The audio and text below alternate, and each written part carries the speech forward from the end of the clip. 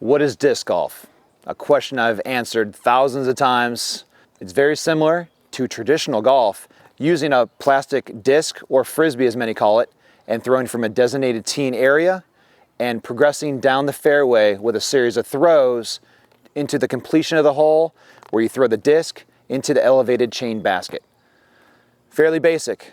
Disc golf courses played on a variety of landscapes, from parks and city parks, state parks, private courses on private land, golf courses even, and you're seeing just a progression and increase of more disc golf courses out there, more accessibility.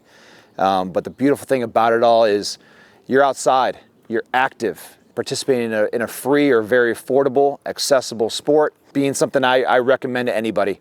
It's one of those lifelong sports that anybody can play, regardless of skill level, physical activity level, your age. Anybody from 5 to 105 years old can play the beautiful sport of disc golf. So I suggest you get out there, get active, and enjoy the sport.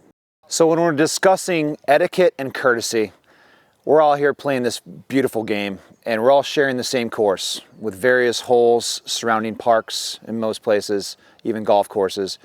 And we got to be very aware, very conscious of other players on the course. We're throwing high-performance golf discs that can cause injuries, so we'll make sure that we're at good spacing, good distance. You wait your turn when it's not your turn. You're quiet when other people are throwing. You're not being distracting. You're not jumping up and down when they're trying to putt. If there's a chance you could hit somebody on another tee pad or on the basket you're throwing to, be patient. Take your time. Wait 30 seconds to a minute. Wait for those people to clear the hole or tee off on a previous hole. The worst thing to do out there is hit somebody else or be hit by a disc. It happens, but let's be aware of our surroundings. Be very courteous to other players. And now we're going to discuss the basic rules of play as established by the PDGA, the Professional Disc Golf Association. What these rules are is just to establish guidance. One of the basic rules is throwing from the designated tee area, whether it be a cement tee pad, a turf tee pad, making sure that all points of contact are on the tee pad when you throw and release the disc.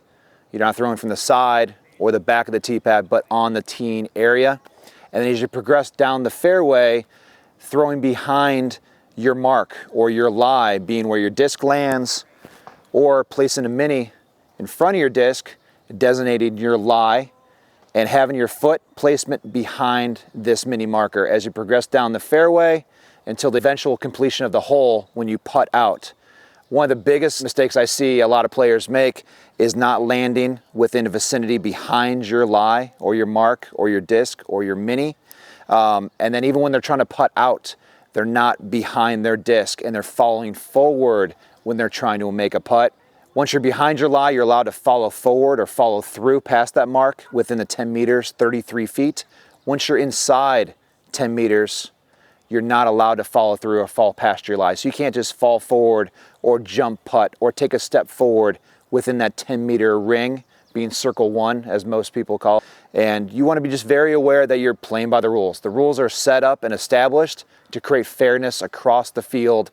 And even if you're playing casual, you want to make sure you're not getting an advantage on somebody. You're not out there cheating or blatantly moving your lie or moving your mark. We're all playing by the same rules. And just to keep things fair, keep things enjoyable, and keep things on a level playing field.